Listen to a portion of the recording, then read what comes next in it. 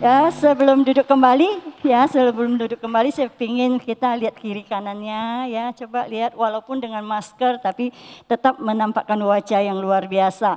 Oke, ya, saya ajak kita untuk satu hal yang harus kita miliki sebagai orang-orang yang percaya di dalam Tuhan, sekalipun di dalam situasi kehidupan yang tidak menentu, tetapi firman Tuhan berkata, orang yang bersemangat dapat menanggung penderitaannya. Amin. Ada penderitaan sini? Enggak ada ya. Di sana sini banyak. Tapi yuk kita buat satu gerakan biar kita ingat supaya hidup kita semakin hari semakin bersemangat. Amin. Ya, oke ya. Boleh dibantu ya.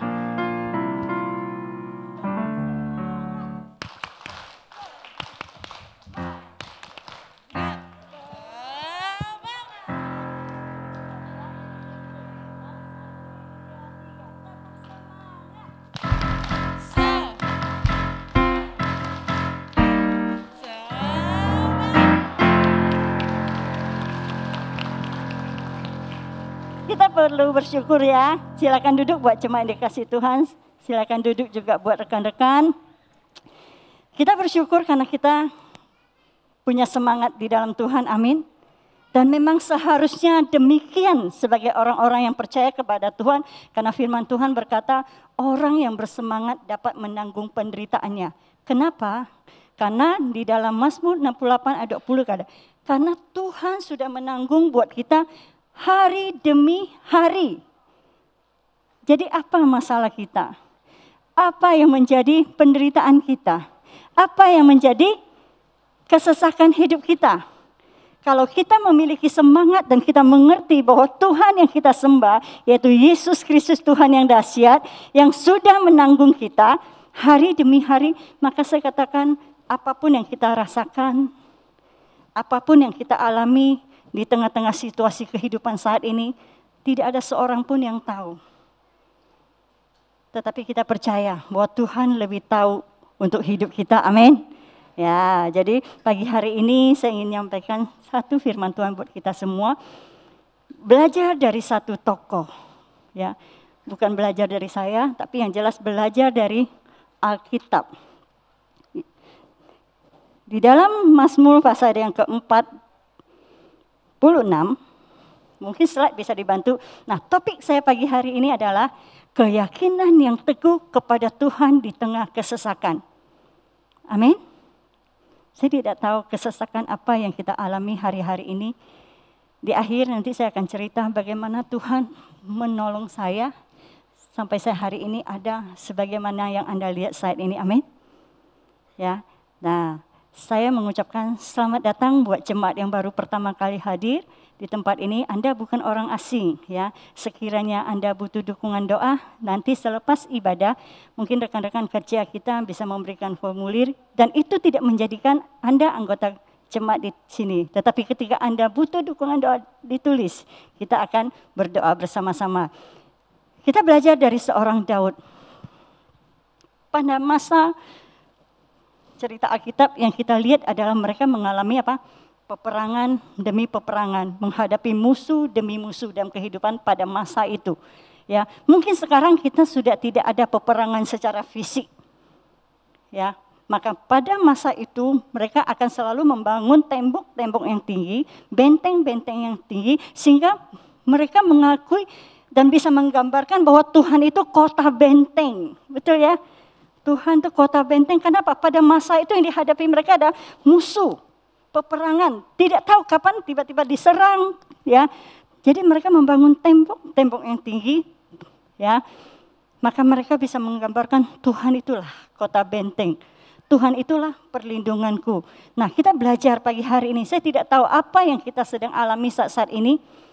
Yang jelas firman Tuhan berkata bahwa hari-hari ke depan bukan semakin baik. Tetapi kalau kita ada hari ini, itu semua karena kebaikan Tuhan. Amin. Amin. Berikan kemuliaan yang meriah buat Tuhan. Mari kita boleh baca bersama-sama. Ya, saya bacakan buat kita. Ya, temanya adalah keyakinan yang teguh kepada Tuhan di tengah kesesakan. Mazmur pasal 46 ayat 1 sampai 4. Untuk pemimpin biduan dari Bani Korah dengan lagu Alamot. nyanyian Allah itu bagi kita tempat perlindungan dan kekuatan. Sebagai penolong dalam kesesakan sangat terbukti. Sebab itu kita tidak akan takut sekalipun bumi berubah, sekalipun gunung-gunung goncang di dalam laut, sekalipun ribut dan berbuih airnya, sekalipun gunung-gunung goyang oleh geloranya. Selah. Panggil Sela dong Yusak. Ya, maksudnya ada, coba diam, dari keempat ayat ini kita renungkan. Bagaimana ketika seorang Daud menghadapi sebuah tantangan dalam kehidupan yang luar biasa, ia tetap memiliki keyakinan yang teguh kepada Tuhan. Maka dikatakan di ayat yang kedua, saya ambil dari sini ya, dikatakan apa? Sebagai penolong. Allah itu bagi kita adalah perlindungan dan kekuatan. Dan sebagai penolong sangat terbukti. Kalau Daud bisa mengatakan sangat terbukti, berarti Daud pasti sudah mengalaminya. Ya, kenapa kalau kita baca kisah Daud, dari kecil dia sudah terlatih menghadapi masalah. Masalah dengan kambing domba, mungkin yang degil-degil gitu kan. Belum udah degil kambing dombanya, belum lagi mengalami ancaman singa, beruang dan segala macam. Ya, dan yang terakhir dia mulai hadapi siapa? Raksasa. Ya, maka Daud datang menghadapi Goliat, dia katakan apa? Saya datang. Tidak dengan pedang, tapi saya datang dengan nama Tuhan. Sesuatu yang luar biasa. Maka Daud bisa mengatakan bahwa apa? Tuhan sebagai penolong itu sangat terbukti. Sadar loh Daud bahwa Tuhan tuh penolong dia. Udah terbukti dalam perjalanan hidupnya. Tetapi kalau kita lihat dalam penulisannya, dia mengalami apa? Mengalami kesesakan yang luar biasa. Bahkan di pasal 42 dikatakan, hai jiwaku, mengapa engkau tertekan dalam diriku? Mengapa engkau gelisah dalam diriku?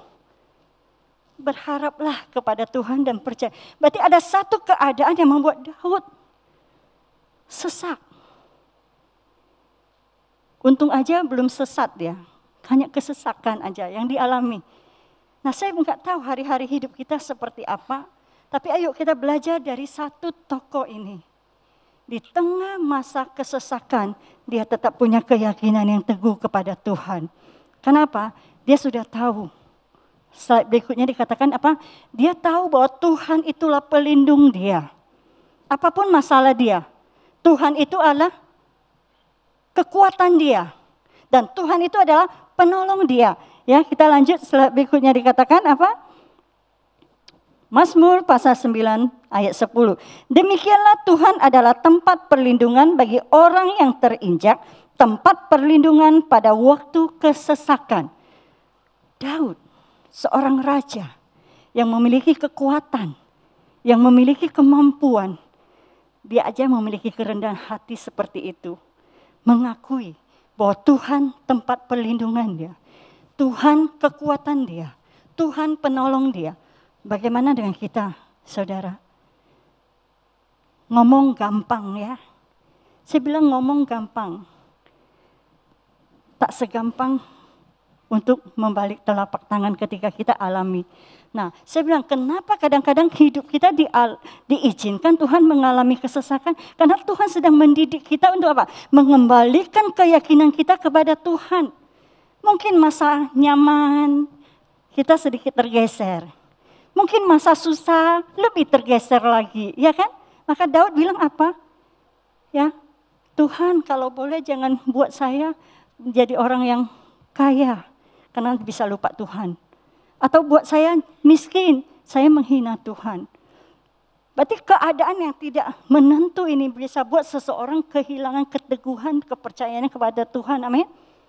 Mari pagi hari ini sama-sama kita belajar, ya. Ayat berikutnya sebagai referensi buat kita di Mazmur 146 ayat 5 dikatakan, berbahagialah orang yang mempunyai Allah Yakub sebagai penolong, yang harapannya pada Allahnya. Jadi jelas sekali buat hari-hari ini saya tidak tahu. Buat kita semua, mungkin kita semua kelihatan baik. Karena apa? Alkitab jelas menuliskan bahwa kesusahan hari ini cukup untuk hari ini. Karena setiap kita punya kesusahan sendiri, amin. Ya, kita masing-masing punya kesusahan sendiri. Ya, nang tahu,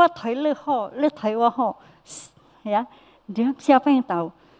Tapi kita juga nggak perlu ngumbar kesusahan hidup kita. Kenapa? Kita punya tempat curhat yang luar biasa, amin. Maka kalau ada sesuatu kita belajar nanti di satu lagi di Daud katakan apa? Dia mencurahkan isi hatinya kepada Tuhan. Kita belajar ya.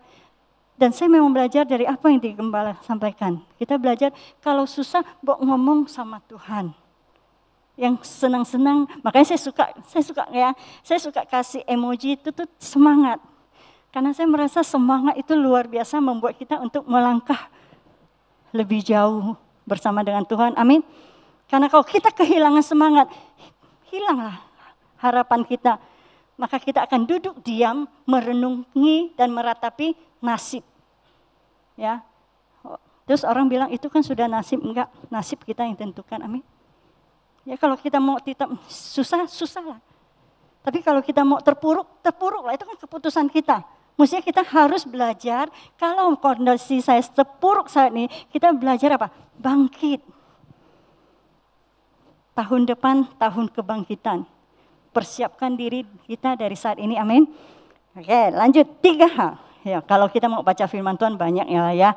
Banyak hal, saya cuma ambil 3 hal yang membuat kita tetap memiliki keyakinan yang teguh di dalam Tuhan di tengah masa kesesakan kita.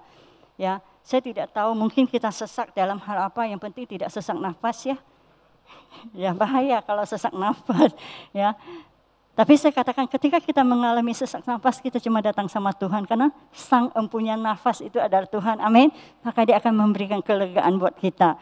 Tapi yang jelas masing-masing saya percaya kita punya problem.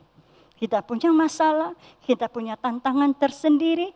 Ya, kita punya kesesakan yang kita rasa sendiri, sampai kita rasakan kita merasa Tuhan kok jauh ya, Tuhan ada nggak sih, Tuhan kok tidur ya, itu kan, nah itu kita mulai ngalamin kemunduran semangat kita. Kalau minggu sore ya kita sudah belajar bagaimana kita tetap memiliki semangat di dalam Tuhan. Jadi poin pertama pagi hari ini adalah bagaimana kita atau 3 hal buat kita tetap teguh dalam Tuhan di masa kesesakan. Yang pertama dikatakan mengenal Tuhan. Amin. Ya, jadi Mazmur pasal yang ke-9 ayat yang ke-11 dikatakan, orang yang mengenal namamu percaya kepadamu sebab tidak kau tinggalkan orang yang mencari engkau. Jadi ketika masa kesesakan datang dalam hidup kita, persoalan datang dalam hidup kita, kita harus datang cari Tuhan. Amin. Cari manusia terbatas. Saya kemarin sudah saksikan kalau ibadah sore. Kita coba cari manusia tapi terbatas. Tapi ketika kita cari Tuhan, dia tidak terbatas. Amin. Dia sanggup menolong kita sampai ke dalam man batin kita. Maka Daud katakan, hai jiwaku mengapa engkau tertekan? Tuhan tahu. Tuhan berikan dia kekuatan. Yang ada beberapa ayat saya sampaikan. Nah kita juga belajar dari satu tokoh yaitu Rasul Paulus di dalam Filipi pasal yang 3 ayat 10 sampai 11 dikatakan yang ku kehendaki ialah mengenal dia. Mengenal siapa? Mengenal Tuhan.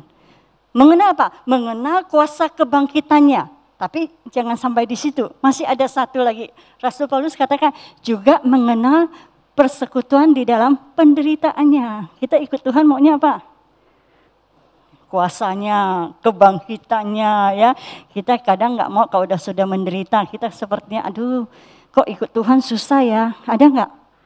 Waktu kita mulai bertobat kan dari susah kita bertobat terus kita bersuka cita. Loh, kita rasa Tuhan tuh dekat. Nah proses perjalanan kita mulai mengalami kesesakan. Dan kita mulai jadi orang percaya, jadi orang Kristen kok susah ya. Susah kenapa? Kita yang menciptakannya. Karena kita berpikir susah, maka susah itu yang terjadi. Amin. Kok diam? Ya, saya bilang kita belajar. Saya belajar terapi mengupdate Pentium yang jelek ini. Ya, Sudah lama Pentiumnya. Jadi maka saya bilang itu kita perlu upgrade. Pada saat kita berpikir, kan di sini sumbernya. Kalau kita berpikir susah, maka susahan yang itu terjadi. Benar kan Alkitab bilang, apa yang kamu takutkan, apa yang kamu khawatirkan, itu yang menimpa kamu. Semakin kita khawatir, semakin kita takut, semakin kok iya ya mulai. Bisa-bisa ketemu ular, ketakutan kan? Aneh gitu loh. Ya kenapa? Karena kita di alam roh kita mulai menciptakan, maka alam nyata terjadi. Mulai hari ini kita belajar. Ya, kita belajar apa yang sudah Tuhan buatkan dalam pikiran kita. Berpikirlah sebagaimana Tuhan berpikir. Ya, karena Tuhan berpikir itu indah. Tapi yang kita pikirkan apa? Gue sakit nih, gue susah nih. Padahal di dalam pikiran Tuhan terhadap kita enggak ada. Pikiran Tuhan kepada kita selalu yang indah. Maka dikatakan rancanganku adalah rancangan damai sejahtera buat kita semua. Amin. Ya, yang pertama adalah mengenal. Karena apa? Kalau di dalam 2 Timotius kita baca, Tuhan terlebih dahulu sudah mengenal kita. Ya, maka kita perlu apa? Belajar mengenal Tuhan lebih lagi. Lewat apa? Lihat firman Tuhan, baca firman Tuhan, dengar firman Tuhan. Jangan kita dengar yang gosip. Makin digosok, makin sip. Dimasak jadi sip. Jadi ayo, ya kenapa? Ketika kita dengar yang bukan dari firman Tuhan, itu mulai menstigma hidup kita. Ya, nanti saya ceritakan terakhir. Terus yang kedua. Yang pertama adalah mengenal. Bagaimana kita bisa mengenal? Tidak ada cara lain. Ayo, perbanyak waktu untuk kita baca dan renungkan firman Tuhan. Ya. Berdoa. Nah, yang kedua dikatakan apa? Ketika kita sudah mengenal, percayakan saja apa yang terjadi dalam hidup kita. Kita percayakan Tuhan pasti tolong kita. Amin. Daud sudah mengatakan terbukti. Kenapa? Dia lihat feedback balik ke belakang bagaimana perjalanan hidupnya. Nah ayo, ketika kita ngalamin sesuatu dalam hidup kita, mari masing-masing kita duduk diam. Coba lihat ke belakang. Kalau kita ada hari ini, itu adalah karena pertolongan Tuhan. Amin. Kalau kita bisa duduk diam, kita merenungkan bagaimana hal-hal kecil hidup kita, Tuhan sudah tolong, sudah lepaskan, sudah bebaskan. Saya nggak yakin kok masalah kita sekarang Tuhan nggak nolong kita. Karena Tuhan bukan manusia. Manusia tolong terbatas. Tapi kalau Tuhan menolong kita tanpa batas. Cuma masalah bagaimana hubungan kita dengan Tuhan. Amin.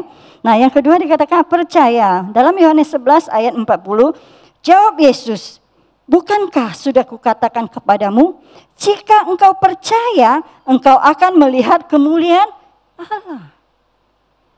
Kalau kita percaya, kita akan melihat apa? Kemuliaan Allah. Kisah ini adalah kisah tentang kematian Lazarus. Sudah mati, tapi Tuhan Yesus katakan kepada Maria, jika engkau percaya, engkau akan melihat kemuliaan Allah. Sesuatu yang tidak mungkin, itu jadi mungkin. Amin. Sudah mati kok, udah 4 hari, udah busuk. Tapi ketika Tuhan hadir di situ, maka batu kubur itu terbuka. Dan bukti Alkitab mencatat, Lazarus hidup kembali. Amin. Nah, saya nggak tahu apa yang membuat kita, nggak mungkin Tuhan, udah nggak mungkin lah. Gak ada jalan lagi. Tapi ketika kita percaya penuh kepada Tuhan, maka yang tidak mungkin itu dimungkinkan. Amin. Nah, yang ketiga, satu lagi ayat tambahannya. Mazmur 62 ayat 4, ayat 49 dikatakan apa? Nggak ada di situ ya. Percayalah kepadanya setiap waktu, hai umat, curahkanlah isi hatimu di hadapannya. Allah ialah tempat perlindungan. Daud, ketika dia mengalami kesesakan, dia katakan apa? Percayalah kepada Tuhan. Curahkanlah isi hatimu. Mari jemaat yang dikasihi Tuhan. Apapun masalah kita, apapun persoalan kita, apapun kesesakan yang kita alami saat-saat ini, tidak akan sebanding dengan apa yang sudah Tuhan sediakan buat kita. Yaitu kemuliaan yang luar biasa. Amin. Masalahnya adalah untuk mendapat kemuliaan itu kita apa? Hadapi proses, hadapi waktu, hadapi sesama. Yang terakhir, yang pertama apa? Mengenal Tuhan, ya. Yang jelas Tuhan sudah mengenal. Mengenal kita mengenal Tuhan sampai kita mengalami sesuatu. Dan ketika kita mengenal, kita percayakan seluruh hidup kita kepada Tuhan. Dan yang terakhir, kita alami penyertaan Tuhan. Di ayat ketiga dan keempat dikatakan apa? Tuhan, bukan ya, ayat ke-8. Tuhan semesta alam menyertai kita. Kota benteng kita ialah Allah Yakub. Selah. Diulangi lagi di ayat 12 dikatakan, Tuhan semesta alam menyertai kita. Kota benteng kita ialah Allah. Jelas ya, ketika kita sudah mengenal Tuhan, kita percaya sepenuhnya dan kita pasti mengalami penyertaan Tuhan. Amin. Di sini ada yang mau disertai Tuhan? Mau mengalami penyertaan Tuhan? Jelas, saya juga mau, tetapi prosesnya. Ya. Tuhan senantiasa menyertai kita sampai kepada akhir zaman. Maka Tuhan kita namanya apa? Immanuel. Allah beserta kita. Ngomong gampang, tapi ketika kita hadapi proses, ya, seringkali kita tidak punya lagi keteguhan kepada Tuhan. Kita mulai step by step, mulai meragukan Tuhan. Mulai, ada nggak sih Tuhan? Tapi ke gereja ada, tetap kita ke gereja. Komsel mungkin kita tetap, tapi ruang hati kita bukan dipenuhi dengan firman Tuhan, tapi kita mulai dipenuhi dengan tanda tanya. Ayo pagi hari ini kita belajar, ya. Kita belajar mengalami. Ketika kita sudah mengenal, kita percaya, kita alami penyertaan Tuhan. Fix back balik kalau ada sesuatu dalam hidup kita hari-hari ini sebelum kita meninggalkan 2021, di tengah kehidupan yang tidak menentu, di tengah situasi yang tidak stabil, ayo kita lihat pertolongan Tuhan sangat terbukti. Amin.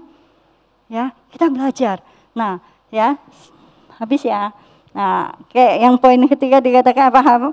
Mengalami penyertaan Tuhan. Nah, saya mau ceritakan, saya satu tutup. Minggu lalu saya sudah kesaksian, itu yang membuat saya bersemangat dalam hidup saya. Saya katakan, orang yang bersemangat dapat menanggung penderitaannya. Ya, saya tidak tahu penderitaan apa yang kita alami, kesesakan apa yang kita alami, persoalan apa yang kita hadapi. Mungkin kita katakan, persoalan kamu nggak sebanding dengan persoalan saya. Persoalan kamu mah kecil. Iya, betul. Karena Tuhan tahu saya cuma mungkin mampu ngangkat 5 kilo. Tak mungkin dikasih 10 kilo. Ya, kalau kamu besar, karena kemampuan kamu sudah angkat 20 kilo. Ya kan? Saya bilang, karena apa? Kesusahan setiap kita itu beda-beda, tetapi Tuhan memberikan kekuatan buat kita untuk menanggungnya. Amin. Ya, jadi satu masa di tengah pandemi yang lagi horor tahun lalu, yang menyeramkan. Ya, karena di grup, ya saya di grup, di chat, teman saya satu-satu lewat. Teman saya anggap sangat akrab, suaminya lewat. Kenapa? Karena ke rumah sakit ditolak. Sampai 7 rumah sakit terakhir meninggal.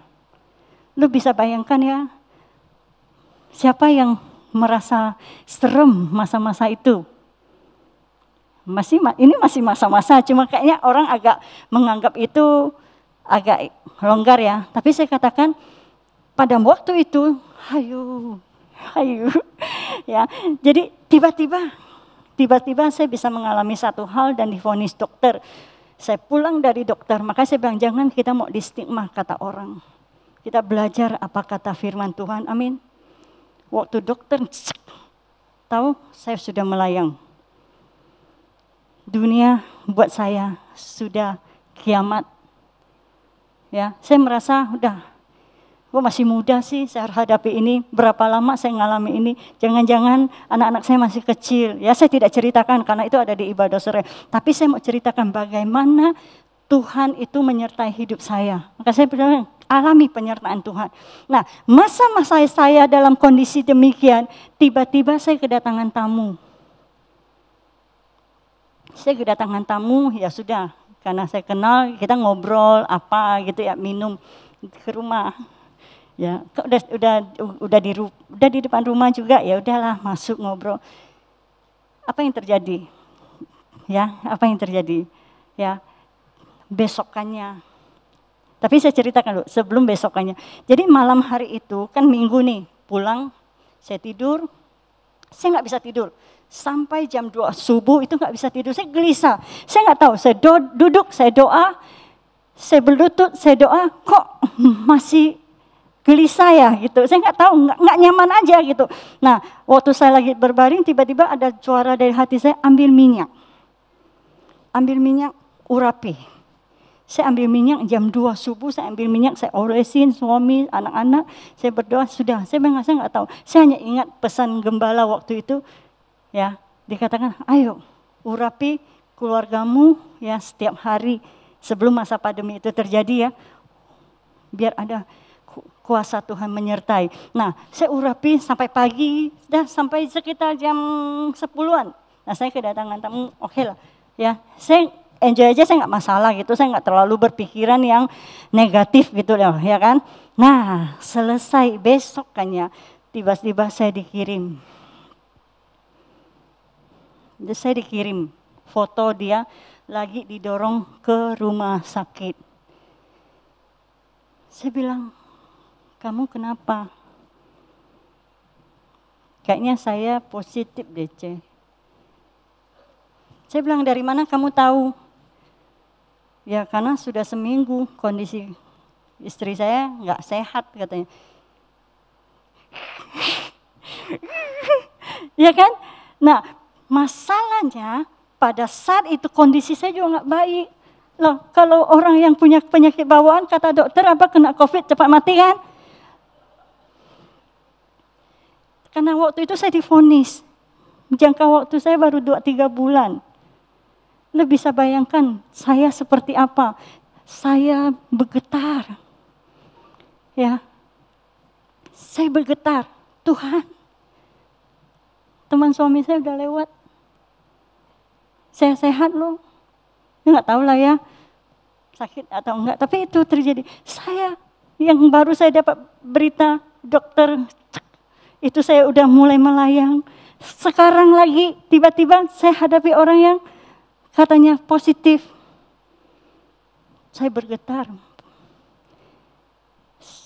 3 hari. Saya pulang, saya cerita sama suami saya. Saya bilang, kamu tahu enggak? Itu masuk rumah sakit. Kenapa? Katanya positif. Tapi saya bilang, saya belum yakin lah ya. Karena itu kan tunggu hasil. Nah, memang benar sore itu hasil keluar katanya. Jelas. Positif. Dia bilang, jangan takut.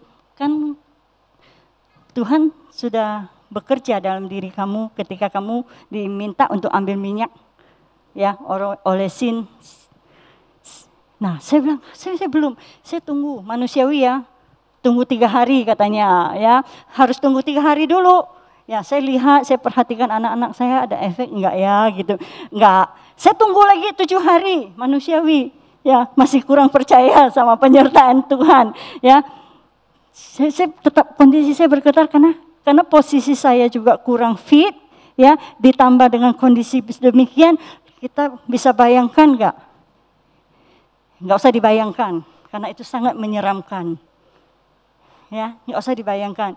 Karena yang kita harus bayangkan adalah bagaimana penyertaan Tuhan, bagaimana kebaikan Tuhan dalam hidup kita, amin. Karena itu yang akan membuat kita bersemangat atas hidup ini. Sekalipun kesusahan itu ada, tetapi Tuhan menolong kita, amin. Nah, puji Tuhan setelah 7 hari kami semua sehat-sehat. Berikan kemuliaan dong buat Tuhan.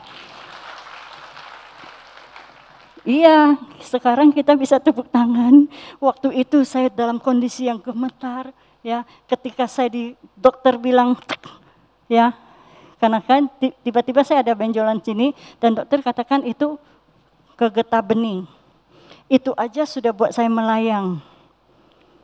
Ditambah lagi yang ini, satu belum selesai, satu lagi, lu bayangkan ya, Tidak usah dibayangkan ya, saya bayangkan. Tapi saya ingin menggambarkan pada saat situasi itu ketika kita di stigma, saya bilang kita mulai kehilangan semangat hidup kita. Kita mulai membayangin, wah jangan-jangan bentar lagi uang mati, bagaimana dengan anak-anak saya, bagaimana, kan terus kan? Nah itulah iblis mau apa? Ketika stigma yang tidak benar masuk, iblis ambil keuntungan dan dia mulai bekerja dalam diri kita sehingga reaksi fisik kita menjadi lemes. Nah, saya stigma, saya bilang kemarin di dalam guyuran air saya mandi, saya cuma berkata, Roh Tuhan ada padaku, aku berkuasa, aku sehat, aku kuat, aku umur panjang, aku sukses, aku bahagia. Nah, saya bilang, ayo kita ininya mesti di-upgrade. Mulailah kita berpikir sebagaimana Tuhan berpikir. Karena kita sering berpikir dengan apa yang kita rasakan. Maka kenyataan hidup, perjalanan hidup kita bukan semakin teguh di dalam Tuhan. Nah saya bilang, kehidupan yang kita alami, masalah-masalah, kesesakan-kesesakan yang kita alami tidak sebanding dengan kemuliaan yang Tuhan sediakan buat kita. Ya, kalau Tuhan izinkan masalah dalam hidup kita, pasti ada sesuatu yang sedang Tuhan persiapkan buat kita. Supaya apa? Supaya kita sempurna seperti Dia sempurna. Amin. Nggak akan mungkin sesuatu yang sempurna bisa tampil mulia kalau tidak pernah digebukin. Ya, kalau kayak emas bisa tampil mulia, kenapa? Dibakar, dicek-cek, dibakar, dipangkong, dipangkong. Saya nggak tahu berapa lama itu kita diproses. Tetapi yang jelas, proses yang Tuhan izinkan dalam hidup kita untuk memuliakan Tuhan. Amin. Mari kita bangkit berdiri. Saya bacakan, saya tutup dengan satu ayat di dalam 1 Korintus pasal yang ke-15, ayat ke-58. Karena itu saudara-saudaraku yang kekasih, berdirilah teguh, jangan goyah, dan giatlah selalu dalam pekerjaan Tuhan. Sebab kamu tahu bahwa dalam persekutuan dengan Tuhan, jerih payahmu tidak sia-sia. Mari kita tundukkan hati kita. Masing-masing tahu persoalan hidupmu. Masing-masing tahu apa yang sedang kalian alami. Mungkin kita merasa, oh saya hidupnya enjoy aja, saya tidak ada bermasalah. Bersyukurlah. Tetapi ketika kita punya masalah, kita punya tekanan, kita punya persoalan, mari kita datang sama Tuhan. Karena Tuhan adalah tempat perlindungan bagi kita. Tuhan adalah kekuatan bagi kita. Dan Tuhan adalah penolong kita dan itu sangat terbukti.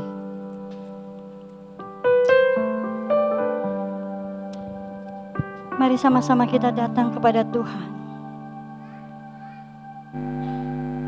Yesus, masing-masing kita berkata kepada Tuhan. Hanya Roh Kudus yang menyelidiki sampai kedalaman batin kita. Dia tahu batas kelemahan, batas kekuatan, persoalan hidupmu. Masalah boleh datang silih berganti dalam hidup kita. Itulah dinamika kehidupan. Itulah musim kehidupan. Tetapi jangan membuat kita lemah iman kita. Milikilah keyakinan yang teguh. Milikilah keyakinan yang kokoh kepada Tuhan. Mengenal Tuhan dengan benar. Menyembah Tuhan dengan benar dan percaya, berserah penuh. Bapa, di dalam nama Tuhan Yesus, firman-Mu telah selesai disampaikan. Engkau yang menyelidiki kedalaman hati kami. Dan kami percaya Tuhan, bahwa kami tahu hidup yang kami hidupi saat ini hidup di dalam Kristus. Sekalipun ada persoalan, ada kesesakan, ada permasalahan, kami tahu kemana kami harus berlari. kami akan berlari kepada Tuhan yang empunya semesta alam. Terima kasih Tuhan, tolong setiap jemaat-Mu pagi hari ini. Dimanapun mereka berada, apapun permasalahan mereka, apapun yang membuat mereka sesak dalam hidup mereka, sampai mereka merasa tertekan, merasa gelisah dalam diri mereka. Bangkitkan roh itu dalam diri mereka, bahwa roh Tuhan ada pada mereka. Roh Tuhan berkuasa atas hidup mereka, sehingga setiap pikiran, setiap perasaan yang tidak berkenan kepada Tuhan sudah dihancurkan di dalam nama Tuhan Yesus. Roh yang kudus menolong setiap kami, memimpin setiap kami, membawa kami sampai mencapai kepada kemuliaan Tuhan. Terima kasih Bapa, terima kasih.